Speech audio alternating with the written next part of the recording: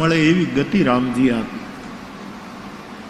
બાપ ત્યાંથી ભગવાન આગળ વધ્યા, સીતાની શોધ કરતા. કબંધ નામનો રાક્ષસ મળ્યો છે અને એ કબંધને ગતિ આપી. તાહી દેજ ગતિ રામ ઉદારા, શબરી કે આશ્રમ પગુધારા. ભગવાન શબરીના આશ્રમમાં પધાર્યા છે. પ્રતીક્ષાની મૂર્તિમંત મૂર્તિ એ શબરી છે. એનું શરીર કદાચ વૃદ્ધ હશે, પણ એની પ્રતીક્ષા બુઢી નહોતી થઈ. પ્રતીક્ષા એવી ને એવી જવાન. અને પરિણામે રામ પધાર્યા. 9 પ્રકારની ભક્તિની વાતો થઈ. ભગવાન રામે શબરીને પૂછ્યું કે સીતાની શોધ કરવા અમે નીકળ્યા છીએ, હે ભામિની, મને તમે બતાવો, અમારે હવે આગળ એની શોધ ક્યાં કરવી? ભગવાન આજ શબરી પાસે માર્ગદર્શન. વાલ્મીકી રામાયણમાં સીતા માટે રામ રડે છે ત્યારે સુગ્રીવ એને આશ્વાસન આપે છે. આમાં કોઈ દિવસ નાનો માણસ પણ મોટું કામ કરી શકે છે સાહેબ. રામ બ્રહ્મ અને સીતા માટે જ્યારે લીલામાં રડે છે કે હું સીતા વગર નહીં જીવી શકું, મને આમ થાય, એ વખતે સુગ્રીવ કહે મહારાજ શોક નહીં કરો, અમે છીએ ને તમારા સેવકો. અને એટલું સરસ સુગ્રીવ ત્યાં બોલે છે. આ શબરીએ રામને માર્ગદર્શન કર્યું છે. કયું પંપા સરોવર જાઓ, ત્યાં એનાથી આગળ ઋષિમુખ પર્વત તરફ સુગ્રીવ તમને મળશે, ત્યાંથી અભિયાન આગળ ચાલશે. અને ભગવાન રામ લક્ષ્મણ જ્યાં શબરીની પાસેથી વિદાય, એના પહેલા શબરીએ કહ્યું કે નહીં, પહેલા હું જાઉં. અત્યાર સુધી તો પ્રતીક્ષામાં જીવાતું હતું, હવે જીવવું નથી.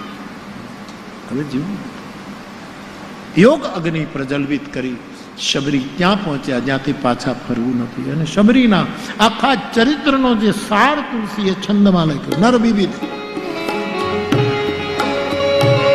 નર બીબીધ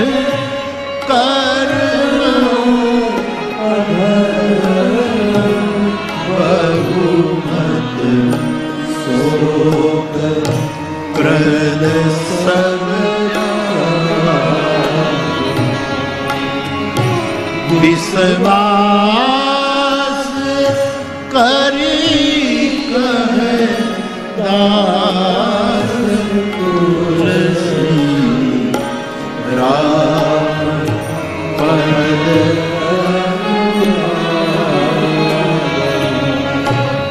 શબરીના પ્રસંગનું સમાપન કરતા એવું લખાયું છે કે હે જીવ, તું જુદા જુદા મતમાં ફસા નહીં. જુદા જુદા પહેલામાં તું ન જા. અહીંયા તો કેટલાય ફાટા નીકળશે, તું ભટકી જઈશ. તો કરવું શું? વિશ્વાસ. શબરીની જેમ એક જગ્યાએ બેસ જા. વિશ્વાસ કરી કહ દાસ તુલસી, કેવલ રામ પદ અનુરાગ. નિયમોની જાળ, સિદ્ધાંતોની જાળ. સિદ્ધાંતો નિયમો એ તો દેશકાળ પ્રમાણે પરિવર્તિત હોય છે સાહેબ. આજે જે સિદ્ધાંતના રૂપમાં સત્ય સિવાય બીજો કોઈ સિદ્ધાંત, સત્ય, પ્રેમ અને કરુણા, એ જ એને કાળ કઈ નથી કરી શકતું. બાકી બધા જ પરિવર્તન થાય. સિક્કામાં આપણે શાકભાજી રાખતા હતા, આજે ફ્રીજમાં રાખ્યું. સિક્કા લટકતા હતા ઘરે ઘરે. દહીંના દોણા ક્યાં રાખતા હતા? આ ભગવાન કૃષ્ણએ આમ ફ્રીજ ખોલી ખોલીને માખણ કીધું. ભલે સુરેશભાઈ દલાલે લખ્યું, ફ્રીજ ખોલ બંધ કરે અને બટર ખાધા કરે. એ જે ગુજરાતી ભાષાનો મહિમા વધારવા માટે સુરેશભાઈ જે કહ્યું છે, સિક્કા હતા સાહેબ.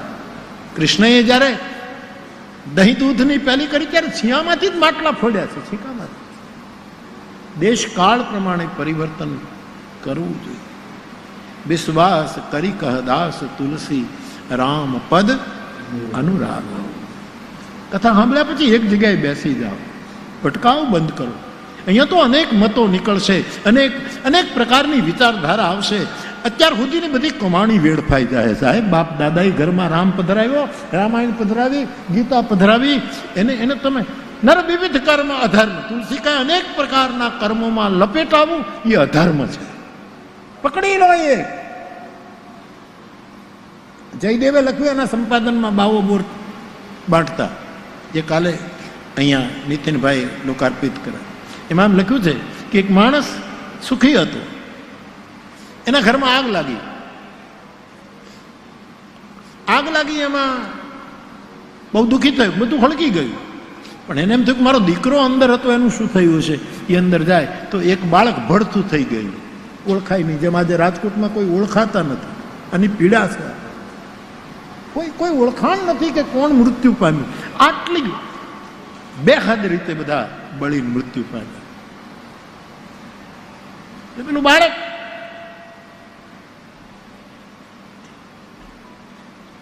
એને એમ થયું કે ઓ બધું તો બળી ગયું, પણ આ બાળક પણ બળી ગયું. એને એમ થયું કે આ પાડોશીનું બાળક લાગે, ઓળખાયું નહીં, પાડોશીનું બાળક છે અને રમવા આવ્યું હશે અને આગ લાગીને એમાં બળી ગયું.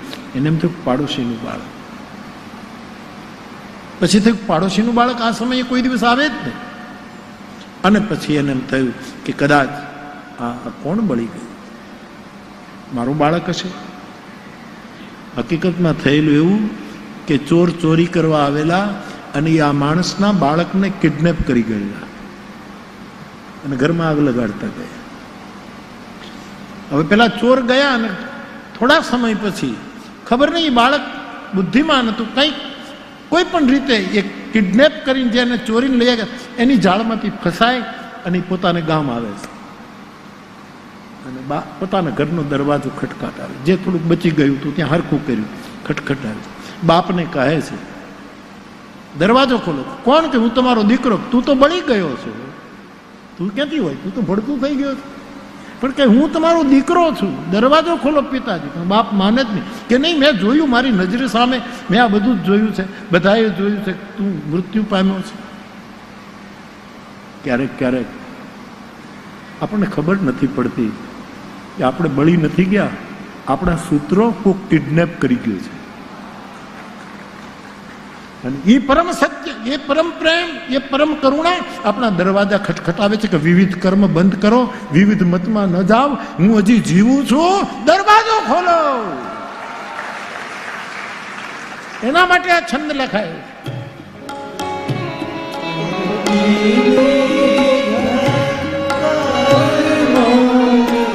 અધર્મ બહુમત શોક પ્રદ સબ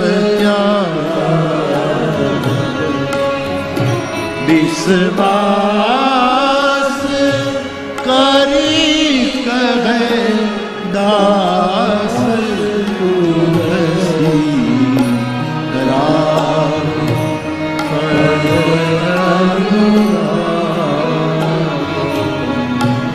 અરણ્ય કાંડને પૂરો કર્યો. કિષ્કિંધા કાંડમાં ભગવાન રામ અને સુગ્રીવની મૈત્રી થઈ.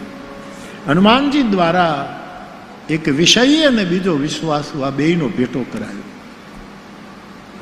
ભગવાન રામે સુગ્રીવને વાલીના ત્રાસમાંથી મુક્ત કર્યો, રાજ આપ્યો. પ્રભુ ચાતુર્માસ કરવા માટે પ્રવર્ષણ પર્વત ઉપર 4 મહિના ચાતુર્માસ કરે. સુગ્રીવને રાજ્ય મળ્યું, નારી મળી, કોષ ખજાનો મળ્યો. આ બધું મળ્યું એટલે પ્રભુને આપેલું વચન ભૂલી ગયો કે અમે સીતાની શોધ કરાવશું.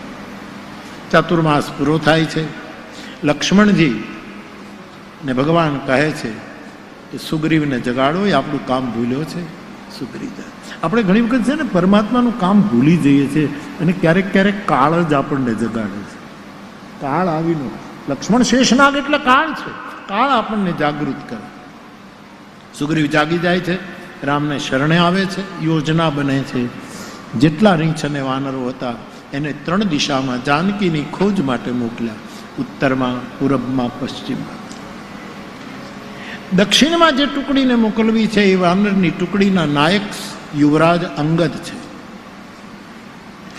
માર્ગદર્શક જામવંતજી છે અને છેલ્લો સેવક એ હનુમાનજી છે. બધા રામને પ્રણામ કરીને દક્ષિણમાં સીતાની શોધ માટે નીકળે છે. છેલ્લે હનુમાનજી પ્રણામ કરે છે. 5 પવન તનય શિરનાવા. છેલ્લે પ્રણામ કર્યા. ભગવાનને થયું કાર્ય તો આ જ કરી શકશે એટલે નિકટ બોલાવી અને એને મુદ્રિકા આપી. સીતાજીને મારો સંદેશ કહેજો, આ મુદ્રિકા નિશાનીમાં આપજો. બધા યાત્રા આરંભ કરી. જંગલમાં ભૂલા પડે છે, ભૂખ લાગે છે, તરસ લાગે છે. સ્વયં પ્રભાની મુલાકાત થાય છે. છેલ્લે સમુદ્રને કિનારે સંપાતિ મળ્યો અને સંપાતિએ કહ્યું કે મારી પાસે પાંખ